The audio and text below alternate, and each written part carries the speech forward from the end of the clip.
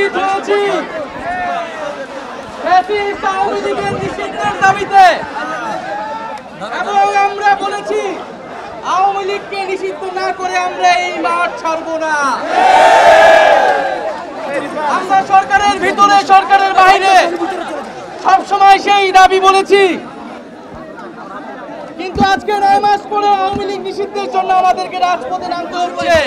আমার সোনার বাংলা আওয়ামী লীগের ঠাঁই নাই, 24-এর বাংলা আওয়ামী লীগের ঠাঁই নাই।